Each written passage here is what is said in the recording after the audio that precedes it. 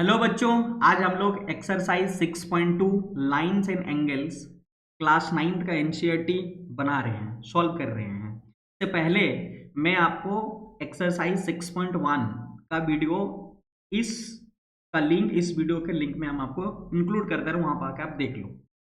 देखो, एक्सरसाइज 6.2 में ना हमारा दो पैरेलल लाइंस को एक ट्रांसवर्सल लाइन काटता है, उससे रिलेटेड यहाँ पे क्वेश्चंस बन रहे हैं। ठीक है, चलो शुरू करते हैं 6.2 क्वेश्चन नंबर 1।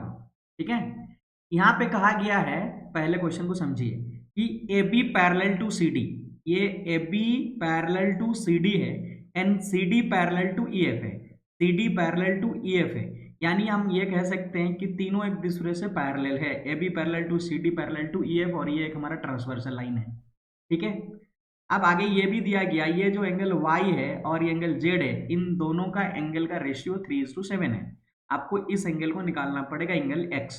देखो बाबू, सबसे पहले आपका ऑब्जेक्टिव होना चाहिए कि मैं क्या करना पड़ेगा ताकि हम x तक पहुंच पाए, है ना। उसके साथ आपको घुमा फिरा के इधर उधर से आपको टहलाने की कोशिश किया गया क्वेश्चन के अंदर में, तो ये आपको समझना पहले हम उस ऑब्जेक्ट को ढूंढ लेते हैं, हमारा जो यह मोटो है कहाँ से हम पहुंच पाएंगे। देखो, सबसे पहले x और y के बीच का यदि रेशियो दे देता ना तो हम आराम से निकाल लेते हैं, क्वाड्रेंट या एंगल दोनों का सम करके हम निकाल लेते हैं, बट ऐसा दिया नहीं है। हमारा y और z के बीच का रिलेशन ढूंढ दिया है, इसका मतलब पहले हमको y फाइंड आउट करना पड़ेगा इस y z और के बीच का रिलेशन से, और जब y मिल जाएगा ना तो x के साथ हम रिलेशन एस्टेब्लिश करेंगे और वहां से हम x का वैल्यू निकाल लेंगे। ये मेरा ऑब्जेक्टिव है। अब हम z और y के बीच में कहाँ रिलेशन है, देखो यहाँ रिलेशन तो बनता नहीं है, यहाँ और इस जगह बनता नहीं है। y और z के बीच में रिलेशन है, लेकिन यहाँ इस जगह और इस जगह बन सकता है कोरोस्पोंडिंग एंगल, या तो फिर y और इस एंगल बन सकता है, या फिर आपके ये वाला भी बन सकते हैं, क्योंकि हमारे पास यहाँ क्या बनेगा, वर्टिकली ऑपोजिट एंगल बन सकते हैं ना। तो हम क्या कर लेते हैं ना, पहले यहाँ पे या तो ये निकाल लेते हैं, या तो ये निकाल लेंगे, या तो ये निकाल लेंगे, और उसके बाद हम z के साथ रिलेशन करेंगे ताकि मेरा y का स्टेबलिश हो जाए। तो सबसे पहले आप एक का काम कर लो कि ये वाला एंगल मैं निकाल लेता हूँ। इसके लिए हम क्या कर लेते हैं, इसका नाम रख लेते हैं, तो आसान होगा आपको समझने में। ये जो पॉइंट है ना, इसको P नाम रख दे रहा हूँ, ये जो पॉइंट है ना, इसको Q नाम दे रहा हूँ जहाँ काट रहा है, और यहाँ जहाँ काट रहा है उसको R रख दे रहा हूँ। ठीक है, सबसे पहले क्या गिवन उसको लिख लेता हूँ। देखो, सबसे पहले गिवन लिख लेता हूँ, क्या क्या गिवन है। देखो, गिवन में क्या है कि angle y equal to 3x degree. क्यों ऐसा मैंने x डिग्री माना, क्योंकि हमारे यहाँ रेशियो में है। ठीक है, और एंगल z इक्वल टू हमारे पास यहाँ पे क्या है, 7x डिग्री है। ओके, तो हमारा अभी आपने आपको बताया ना कि ये वाला मैं निकाल लेता हूँ, ये वाला निकाल लेता हूँ, मेरा यहाँ आसान हो जाएगा। ठीक है, तो हम यहाँ पे लिखते हैं, पहले क्या लिखेंगे, यहाँ लिखेंगे हम कि angle P Q C, angle P Q C plus ये वाले, देखो ये वाला एंगल क्या है, angle P Q D equal to क्या है, 180 डिग्री है। क्यों, क्योंकि यहाँ लाइन्स है, रीजन आप दे दो द लाइन्स। ठीक है, या पे लीनियर पेयर, कुछ भी हम लोग कह सकते हैं, द लाइन्स लिख दे रहा हूँ। ठीक है, ये हो गया, कारण दे दिया मैं। यहाँ देखो पी क्यू सी ना, यहाँ वाई है, तो ये वाई कितना डिग्री है, 3x डिग्री है, तो मैं यहाँ 3x डिग्री लंबे पी क्यू सी, ये वाला एंगल। ठीक है, साथ में हमें ये लिख देता हूँ पी क्यू और ये D which is equal to क्या हो गया हमारा, 180 डिग्री। ठीक है, अब मैं यहाँ से क्या कर लेता हूँ कि 3x को उधर लेकर जाता हूँ, P Q D which is equal to 180 degree minus 3x degree. समझ आ गया होगा, यहाँ हम छोड़ देता हूँ। अब हम क्या करते हैं ना, एक रिलेशन देखो क्या है, यहाँ जो आपका रिलेशन है कि ये तो आपको मिल गया, क्या मिला है, ये मिला 180 माइनस 3x, लेकिन ये वाला एंगल और ये वाला एंगल के बीच का देखो कोरोस्पोंडिंग एंगल है, और ये कोरोस्पोंडिंग आपस में इक्वल होते हैं। तो हम ये लिख सकते हैं भाई, यहाँ आप लिख लोगे कि angle P Q D which is equal to angle Q R F, है ना, एंगल क्यू यहाँ पे आर, और आप यहाँ मान लो क्या मान लेंगे हम लोग यहाँ पे एफ, क्या मान लेते हैं, ये एफ, ये इक्वल है। क्यों, तो हम यहाँ लिख देंगे कारण के साथ, बोल देंगे सर क्रोस्पोंडिंग एंगल है, क्रोस्पोंडिंग एंगल। क्लियर है, यहाँ क्रोस्पोंडिंग एंगल आप यहाँ पे लिख दिए हैं, कारण के साथ लिख दिए हैं ताकि एग्जाम को समझ में आया। अब आप क्या करेंगे, पी क्यू डी का वैल्यू आपके 180 माइनस 3x है, तो यहाँ पे आप लिख लो 180 माइनस 3x डिग्री है। ठीक है, और यहाँ पे आपका जेड का वैल्यू आप दे दिए हो, देखो ना यहाँ 7x माने हो, जो कि यहाँ जेड है, तो आपको क्यू आर एफ के बदले में आप क्या लिखोगे यहाँ, equal to 7x degree. Okay, इस 7x को इधर लेके आ जाइए, है ना। तो यहाँ पे आप क्या कर लो, -3x है, इधर रख ली, और इस mnx को इधर लेके आ गए हैं तो -7x डिग्री हो जाएगी, विच इज इक्वल टू इस 180 को राइट साइड मूव कर लीजिए, तो यहाँ 180 डिग्री आपके राइट साइड में हो गया। सिंपली ऐड कर लेंगे क्योंकि ये दोनों लाइक टर्म है, तो -10x डिग्री हो जाएंगे, और इस 10x degree which is equal to -180 degree हो जाएगा। इस माइनस को कैंसिल कर लो, तो x degree which is equal to आपके पास बन जाएगा 180 डिग्री, और पाई यहाँ पे 10, इससे कैंसिल आउट कर लेंगे तो आपको x का वैल्यू जो है 18 डिग्री मिल गया। अब हमारे पास x डिग्री का वैल्यू आया, लेकिन एंगल ये निकालना है, x निकालना है ना, तो x और y के बीच का रिलेशन, तो पहले y निकाल लेंगे, तो y का वैल्यू कितना देखो 3x है, तो आप यहाँ क्या कर लोगे, एंगल y इक्वल टू हमारे पास क्या है 3x डिग्री है, जो कि मैं यहाँ पे निकाल चुका हूँ, 3 इंटू एक्स का वैल्यू 18, तो 3 इंटू 18 इक्वल टू 54 डिग्री, तो आपके ये वाला जो वैल्यू आया ना 54 डिग्री आ गया, समझ में आ गया है। अब आप क्या करो कि x और y के बीच का रिलेशन हमको पता है कि दोनों कोइंटेरियर एंगल है, दोनों का सम 180 डिग्री होगी, तो मैं यहाँ पे लिख सकता हूँ angle x plus angle y which is equal to 180 degree, और यहाँ पे आप कारण के साथ लिखना पड़ेगा, तो आप यहाँ पे लिखो कोइंटेरियर एंगल, ठीक है, क्या बोलते हैं हम लोग इसको, कोइंटीरियर, है ना, कोइंटेरियर एंगल, और कोइंटेरियर एंगल क्या होता है, आपस में इक्वल हो जाते हैं। तो यहाँ पे x का जो वैल्यू दिया हुआ वो कितना आया है, सॉरी y के वैल्यू, आपके पास x का वैल्यू निकालना है, ये आपके पास 54 डिग्री हो गया, which is equal to 180 degree हो गया। यदि यहाँ से आप क्या कर लो, मेरा जगह नहीं हो रहा, इधर लिख रहे एंगल x इक्वल टू क्या करेंगे, 180 डिग्री माइनस यहाँ इधर 54 मूव कर लिए, इसको आप करो कितना मिलेगा 126 degree, so your answer will be 126 degree. ऐसे प्रॉपर तरीके से आपको लिखना पड़ेगा। आइए क्वेश्चन नंबर 2 करते हैं हम लोग, है ना। क्वेश्चन नंबर 2 क्या कह रहा है, क्वेश्चन नंबर 2 ये कहने की कोशिश कर रहा है कि A B parallel to C D, ये वाला पैरेलल है किसके, सी डी के पैरेलल है, और ये परपेंडिकुलर टू आपका सी डी है, ये परपेंडिकुलर है, दैट मीन ये वाला वैल्यू आपके कितने 90 डिग्री है। साथ में बोला जी ई डी, जी ई डी, ये पूरे एंगल कितना दिया हुआ है 126 डिग्री, एक एक करके निकालना है, ए जी ई निकालना है, ए जी मतलब ये निकालने होंगे, जी ई एफ निकालना होगा, जी ई एफ मतलब ये निकालना होगा, और एफ जी ई निकालना होगा। तो आपके पास देखो कहाँ है, एफ ये है, जी और ई निकालना पड़ेगा, यस इसका निकालना पड़ेगा। अब देखो हम एक एक करके निकालते हैं, ठीक है। सबसे पहले हम जो है ना गिवन है उसको लिखना पड़ता है ना। चलो यहाँ पे लिख लेते हैं हम लोग गिवन स्टूडेंट, ठीक है। शानदार तरीके से ऐसे बनाओ कि आप नंबर काटने में भी डरेगा मास्टर, वो आप समझ रहे हैं। एक बार ऐसे लिखो कि वो काटने से मजबूर बने, कि काटेंगे तो कहाँ काटेंगे, ठीक है। So A B parallel to C D, ठीक है, यहाँ पे लिख दो A B parallel to C D, ठीक है। और साथ में आपको ये भी मेंशन करना है कि ई एफ जो है ना परपेंडिकुलर है सी डी, और साथ में आपको ये भी लिखना है G E D equal to 126 degree, ठीक है दोस्तों।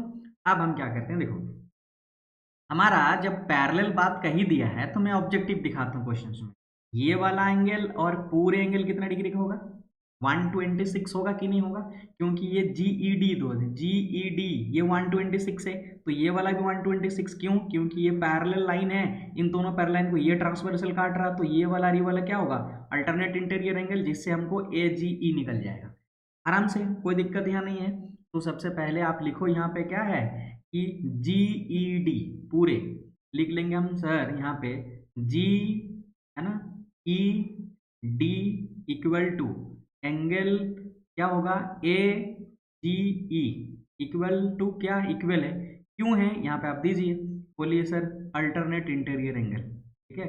अल्टरनेट एंगल लिखने से भी चलता है, अल्टरनेट एंगल, ठीक है, क्योंकि आपको यहाँ पे ऐसे भी मेंशन कर सकते हैं कि गिवन है A B parallel to C D, और ये हमारा जीई एक ट्रांसवर्सल लाइन हो जा रहा है।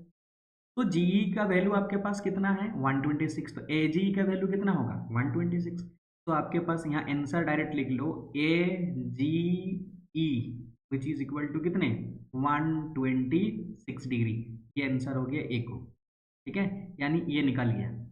दूसरा आपके पास GEF, GEF ये है, समझ में आ रहा है? तो ये निकालना होगा, लेकिन ये आप देख पा रहे हो कि ये दोनों का सम कितना दिया हुआ 120 और ये वाला वैल्यू परपेंडिकुलर क्वेश्चन में दिया ये 90 है, तो ये 90 और ये दोनों के वैल्यू 126, तो क्या 126 90 माइनस करोगे तो ये वाला मिलेगा कि नहीं मिलेगा? तो हम लोग यहाँ पे क्या लिखेंगे बाबू, हम लिखेंगे GEF, ठीक है?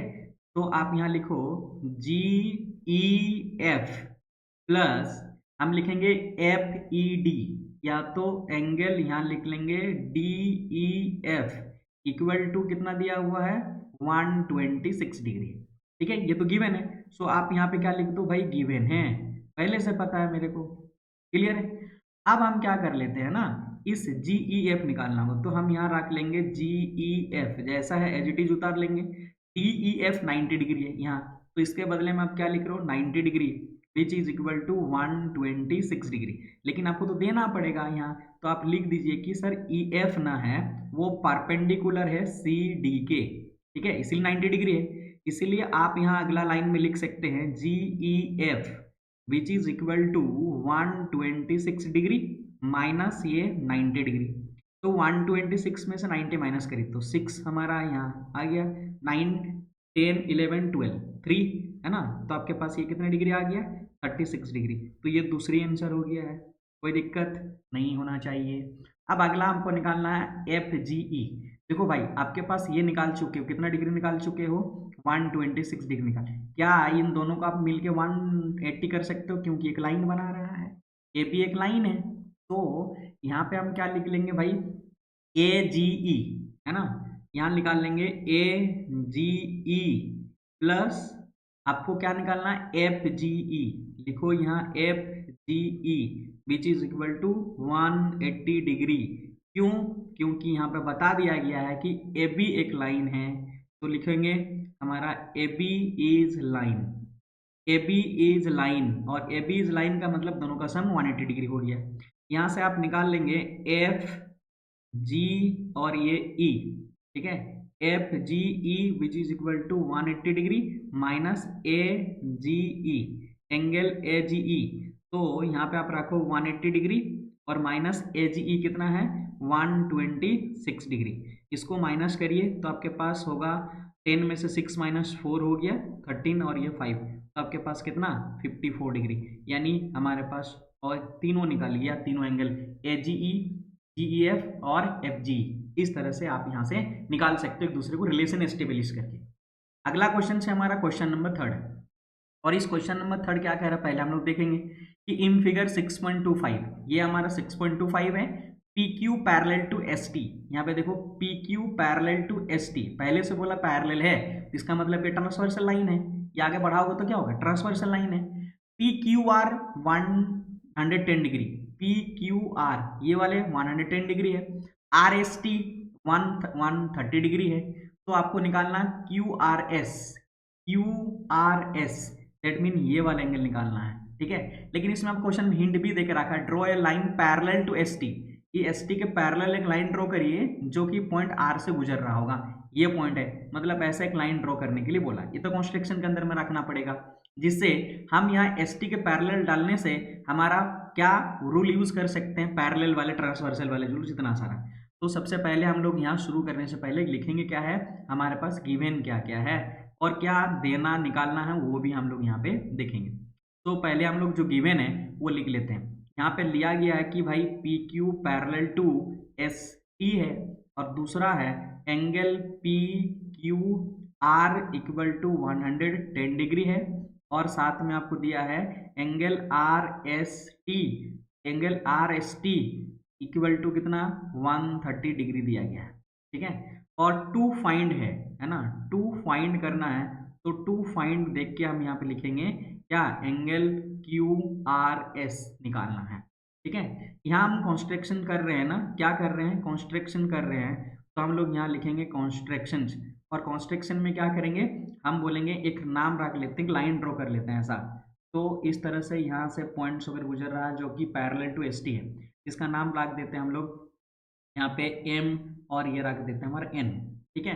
तो यहाँ पे आपको लिखना पड़ेगा, तो लिखेंगे MN, ठीक है? MN है ना पैरेलल टू किसके कर रहे हो ST, है ना, एस टी जो आर से होकर पास कर, बस इतना लिख दिए। कॉन्स्ट्रिक्शन हमने M N parallel to S T construct कर लिया है। अब हम क्या करेंगे, देखो हमारे पास क्या है, जब पैरेलल हो रही है, ये पैरेलल हो रही है, तो ये लाइन ड्रॉ कर रहे हैं, तो हमारा क्या हो रहा है, ट्रांसवर्सल लाइन हो रही है। तो ऐसे केसेस में ये वाला एंगल आपको निकल जाता है। कितना निकलेगा आप देखो, कितना निकल रहा है भाई। ये वाला अगर ऐसे कर रहे हो, ये 130 है, तो इसका दोनों का सम को इंटीरियर एंगल होगा, तो ये हमारा 50 डिग्री आएगी कि नहीं आएगी। जब ये निकल जाएगा तो ये वाला देखो आपके पास पी क्यू के पैरेलल आप एम एन ड्रॉ कर रहे हो, तो जिससे हमको ये वाला पूरे एंगल 110 डिग्री होगा। काहे कि अल्टरनेट इंटीरियर एंगल हो गया। बात क्लियर है, आप उससे हम निकाल लेंगे। तो आप यहाँ पे क्या लिखेंगे, चलिए सॉल्व करते हैं। सबसे पहले आप यहाँ पे लिखोगे कि ये एंगल निकालना है, ठीक है। तो एंगल कितनी होगी 130, तो ये हमारा 50 डिग्री, लेकिन लिख के दिखाना पड़ेगा ना आपको। तो यहाँ लिखिए कि एंगल एस आर एन, ठीक है, लिखेंगे angle S R N plus angle T S R, angle लिखेंगे T S R which is equal to 180 degree. क्यों भाई, तो आपको यहाँ बताना होगा को इंटीरियर एंगल क्या है हमारा, को इंटीरियर एंगल, को इंटीरियर एंगल। ओके, देन आपके पास देखो टी एस आर 130 दिया हुआ, यहाँ पे आप 130 लिख सकते हैं, और यहाँ पे लिखेंगे angle S R N, which is equal to 180 degree.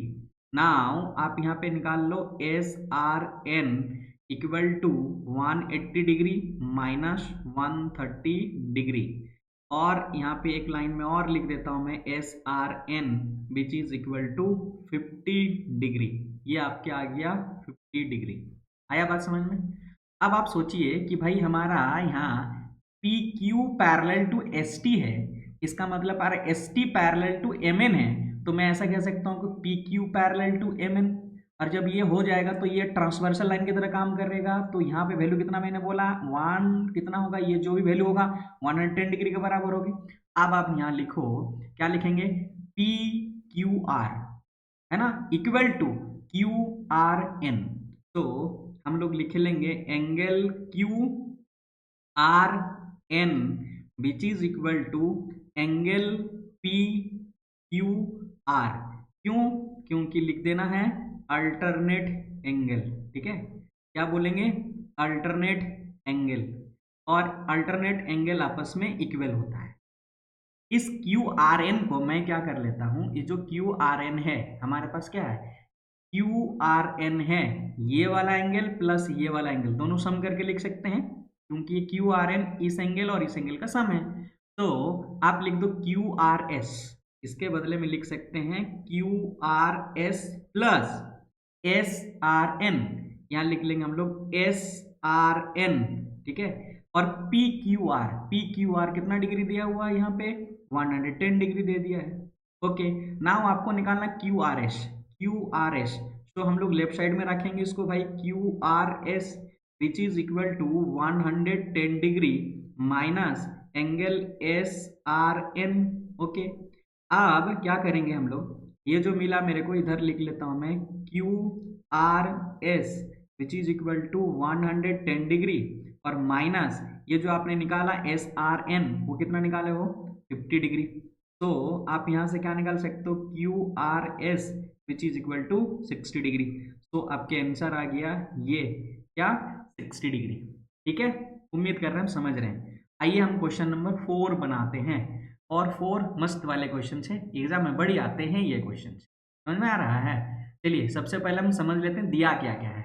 देखो A B parallel to C D, A B parallel to C D, और बोला A P Q 50 degree, A P Q ये 50 डिग्री गिवन है, और P R D 127, P R D कहाँ है देखो, P R D ये 127 है। फाइंड एक्स वाई, आपको ये एक्स निकालना पहले वाई निकलेगा, पहले हम लोग एक्स निकालेंगे या पहले वाई निकालेंगे, दोनों बात एक ही है। आप अगर पहले एक्स निकालेंगे और एक्स यदि निकल जाएगा तो एक्स वाई के बीच का रिलेशन ढूंढ लेंगे, ठीक है। चलो सबसे पहले हम क्या करते हैं, एक्स निकालते हैं। देखो मैं यहाँ पे ऑब्जेक्टिव आपको यही दिखा देता हूँ। देखो ये ए बी पैरेलल टू अगर सी डी है और ये लाइन काट रहा तो ट्रांसवर्सल लाइन, और ट्रांसवर्सल लाइन ये वाला और ये वाला एंगल क्या होगा, alternate interior angle. That mean आपके एक्स के कितने 50 डिग्री हो गया। जब आपके एक्स निकल जाएगा हम लोग जानते हैं एक ट्रायंगल के अंदर में रिफ्लेक्सिव एंगल जो होता है वो ये वाला एंगल और उसके ऑपोजिट के दोनों एंगल के सम के बराबर हो जाता है। तो आपके पास ये वाला एंगल जब निकाल चुके होंगे और y दोनों को ऐड करके 127 करके करेंगे, यहाँ से हम क्या करेंगे, ये एंगल को आप इधर लेके चले जाएंगे, फिर हम यहाँ पे y का वैल्यू निकाल लेंगे। या मेरे पास और ऑप्शन है, जैसे मैं क्या करूँ, x का वैल्यू आपके हैंड में है, तो ये एक लाइन बना हुआ, तो 180 से माइनस करेंगे तो ये वाला वैल्यू आपको मिल जाएगा। ये वाला वैल्यू आपके पास है, इस ट्रायंगल को कंसीडर करेंगे और ट्रायंगल के तीनों एंगल का एंगल कितना होता है 180 डिग्री, जिससे आपको ये वाला एंगल निकल जाएगा। दो एंगल आपके पास गिवन होगी, समझ रहे हैं। बहुत तो तरीके हैं, आपको प्रैक्टिस से ये आएगी। ठीक है, चलो सत्य करते हैं हम लोग। गिवन क्या है, देखो भाई हमारा जो है ना यहाँ पे गिवन है, क्या लिखेंगे कि A B parallel to C D and angle आ पी और क्यू इक्वल टू कितने 50 डिग्री और angle P R D which is equal to 127 degree. ठीक है, कितना है 127 डिग्री। टू फाइंड, यहाँ पे हम लोग लिख लेंगे टू फाइंड, और टू फाइंड में क्या करना है, निकालना है x और निकालने होंगे आपको y। तो x और y हम लोग यहाँ लिख लेते हैं। Clear.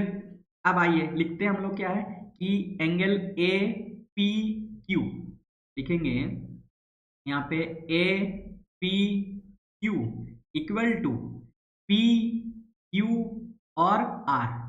Angle P Q R क्यों, तो लिख देंगे हम लोग यहाँ पे A B parallel to C D given है।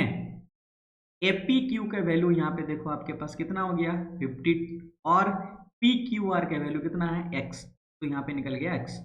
तो angle x which is equal to 50 degree, ये आंसर आ गया एक, सॉरी आंसर, हाँ आंसर आ गया। अब आपको y निकालना है। चलो हम लोग क्या लिख लेंगे कि एंगल यहाँ पे x plus angle y equal to 127 degree. क्यों, तो यहाँ पे जानते हैं रिफ्लेक्स एंगल है, क्या लिखेंगे रिफ्लेक्स एंगल है, और रिफ्लेक्स एंगल किसी ट्रायंगल का उन ऑपोजिट एंगल्स के सम के इक्विवेलेंट होती है।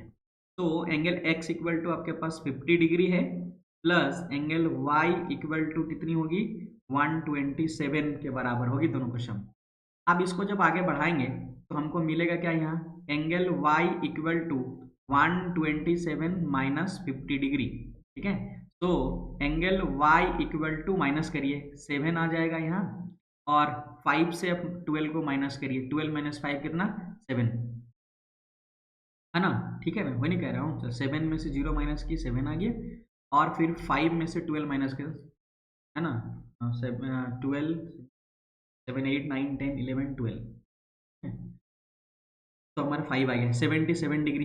तो आप यहाँ पे एक जगह कंक्लूड कर दीजिए कि एंगल x इक्वल टू आपके पास 50 डिग्री आया और angle y equal to 77 degree आ गया। चलो अब हम लोग क्वेश्चन नंबर 5 करते हैं ना। क्वेश्चन नंबर 5 थोड़ा सा है, यहाँ पे हम पहले समझ लेते हैं क्वेश्चन में क्या कहा गया। देखो P Q and R S, ये हमारा पी क्यू है और ये आर एस है। टू मिरर है, प्लेन मिरर है, placed parallel to each other, और एक दूसरे को पैरेलल भी है। An incident ray A B strikes the mirror P Q at B, ये ए बी एक इंसिडेंट रे है जो स्ट्राइक कर रहा है यहाँ पे, और स्ट्राइक करने से हमको पता है कि ये एंगल कोई भी मिरर पे इंसिडेंट एंगल ना रिफ्लेक्ट कर जाती है, तो ये रिफ्लेक्टेड हो गया बी। ये जो बी ई रिफ्लेक्ट कर रहा है इस मिरर पे, फिर से जाके रिफ्लेक्ट करने पे सी डी बना। तो इस प्रकार से यहाँ हमारा एंगल ऑफ रिफ्लेक्शन और एंगल ऑफ इंसिडेंट इक्वल होता है, हमको पता है। तो सबसे पहले हम लोग क्या कर लेंगे ना, यहाँ पे कंस्ट्रक्शन कर लेंगे ऐसा, दोनों एक दूसरे को पैरेलल होगी, जो कि एक 90 डिग्री पे इस मिरर पे और इस मिरर पे यहाँ पे होगी, जिससे हमको ये प्रूव करना होगा कि A B parallel to C D. अब आप सोचो कि ए बी पैरेलल टू अगर सी डी हमको प्रूव करनी है, इसका मतलब ये वाला और ये एंगल अल्टरनेट इंटरवे इक्वल कर देंगे तो ये पैरेलल हो जाएगी। हमको पता है जब कोई भी दो रे पैरेलल होती है ना, तो ट्रांसवर्सल लाइन काटे तो angle of incident equal to angle of reflection होती है, या फिर अगर अल्टरनेट इंटीरियर एंगल इक्वल हो जाते हैं तो ये आपस में पैरेलल हो जाएगी। तो पहले हमको कंस्ट्रक्शन करनी पड़ेगी। चलिए हम लोग पहले कंस्ट्रक्शन कर लेते हैं, जिसका हम लोग यहाँ नाम रख देते हैं कि बी ई। ओके, मैं यहाँ नाम दिया ई, जो कि मैं इसको एंगल मान ले रहा हूँ ये x डिग्री है और ये वाला भी मेरा x डिग्री। क्यों? हमको पता है ना, angle of incident equal to angle of reflection. हम BE के पैरेलल एक हम लोग CF ड्रॉ करेंगे। क्या करेंगे? CF ड्रॉ करेंगे, जो कि ये एंगल y होगी, मैंने मान लिया। तो ये वाले भी एंगल कितने हो जाएंगे आपके? y। अब हम बनाते हैं, उससे पहले हम लोग यहाँ लिख लेंगे कि गिवन क्या है। ठीक है, तो यहाँ पे हम लिख दे रहे हैं क्या है, यहाँ गिवन क्या है। तो गिवन में हम लोग यहाँ लिखेंगे कि भाई PQ एंड एक आपके पास क्या है, RS है ना, R two plane mirror, two plane mirror है, तो हमने यहाँ पे मेंशन कर दिया। क्लियर है? और बाकी यहाँ लिखने की जरूरत नहीं पड़ी, उतना बल दिए मतलब काफी है। यहाँ पे हम लोग एक काम कर लेते हैं, जो टू प्रूव्ड क्या है उसको भी लिख लेता हूँ। टू प्रूव्ड, टू प्रूव्ड में से हम लिखेंगे यहाँ पे कि हमको जो करना है वो AB पैरेलल टू क्या कर देना है, CD। क्लियर है? अब हम क्या कर लेते हैं ना, लिखना शुरू करते हैं इसके आंसर को। उससे पहले कॉन्स्ट्रक्शन को भी मैं यहाँ पे लिख देता हूँ कि मैंने क्या क्या कॉन्स्ट्रक्ट करा है। तो अब यहाँ पे क्या कर लेंगे, ड्रॉ किया मैंने, क्या ड्रॉ किया बोलेंगे सर, BE है ना, है ना, BE जो कि परपेंडिकुलर है क्या, PQ के। एंड ड्रॉ किया मैंने क्या क्या ड्रॉ किया, FC, ठीक है, जो कि परपेंडिकुलर क्या है, RS। ठीक है, एंड ये भी मैंने ड्रॉ किया है कि BE जो है वो पैरेलल हो गया है हमारा FC। ऐसा किया मैंने। ठीक है, अब हम लोग केवल लिख लेते हैं, जो भी मैंने ड्रॉ करने के बाद जो मुझे मिला है ना, उसको हम लोग यहाँ लिख लेते हैं। क्या क्या लिया मिला मुझे, तो यहाँ ABE x माने हैं, और यहाँ EBC x माने, ये दोनों इक्वल है। तो हम लोग लिख लेंगे यहाँ पे ABE equal to angle EBC, है ना। क्यों? तो यहाँ पे आप लिख दीजिए angle of incident equal to angle of reflection होती है। एंगल ऑफ इंसिडेंट, ठीक है, एंगल ऑफ इंसिडेंट, ठीक है, इक्वल टू क्या होता है, angle of reflection, angle of reflection. Clear? ठीक है, अब हम क्या कर लेते हैं, यहां भी किया मैंने उसी तरह, तो आप यहां लिख देंगे BC और F which is equal to angle, क्या कर देंगे, FCD, है ना, लिख लो FCD। और ये भी कैसे, हम लोग लिख देंगे एंगल ऑफ रिफ्लेक्शन, ठीक है, angle of incident equal to, incident equal to क्या होता है, angle of reflection, angle of reflection, angle of reflection. Clear है? नाउ अब हम लोग क्या करते हैं ना, देखो यहाँ पे हमारा यदि ये पैरेलल है, देखो क्या कह रहे हैं कि ये BE पैरेलल अगर है तो ये x और y क्या होगा, अल्टरनेट इंटीरियर एंगल से इक्वल होगी। तो हम यहाँ लिख सकते हैं, क्या लिख लेंगे कि एंगल जो मैंने लिखा EBC, यहाँ लिख देंगे EBC equal to angle BCF, angle BCF कैसे, तो बोल देंगे सर अल्टरनेट इंटीरियर एंगल। ठीक है, क्या लिखेंगे, अल्टरनेट इंटीरियर एंगल। क्लियर है? क्या लिख देंगे, इंटीरियर, अल्टरनेट इंटीरियर एंगल। अब हम लोग क्या कर लेंगे, ये जो मैंने ये इसको माने, इसको इक्वेशन 1 कंसिडर कर लिया रहता, और ये इक्वेशन 2 कंसिडर कर दिया। ठीक है, तो एडिंग कर लेते हैं दोनों एंगल 1 और 2 को। हम लोग क्या कर लेंगे, एडिंग है या additions equations, equation 1 and 2, equation 1 and 2। तो यहाँ एडिशन कर लेते हैं, तो राइट साइड में हमारे पास ABE, और इसका राइट साइड में क्या है, इस इक्वेशन का, तो लिख लेंगे BCF इक्वल टू, यहाँ लिख दिए E और BC प्लस एंगल क्या हो जाएगा हमारा, FCD। समझ में आ गया है? अब हम लोग क्या कर लेते हैं कि हमारा x और y को तो इक्वल दिखा चुका हूं मैं, यहाँ ABE ये x माने हैं, और दूसरा आपके बी सी एफ, हाँ आपके पास बी सी एफ, ये तो दोनों इक्वल है, अभी दिखा दिए हैं। तो मैं इसको क्या लिख सकता हूँ कि ई बी सी लिख सकता हूँ। इसको मैं लिख देता हूँ two angle E B C equal to, उसी प्रकार से देखो हमारा ये वाला एंगल है ना पी सी एफ, और आपके ये इक्वल है, ठीक है। तो हम लोग लिख लेंगे two angle B C F, इस टू को इस टू से कैंसिल आउट कर दो, तो angle E B C which is equal to angle B C F, ये दोनों आपस में इक्वल हो गया। और यही तो इक्वल हो गया है, इसका मतलब क्या होगा हमारा A B parallel to C D, therefore हम लोग क्या लिख लेंगे A B parallel to C D, यही हमारा प्रूव्ड, तो लिख दो हैंस प्रूव्ड, ठीक है।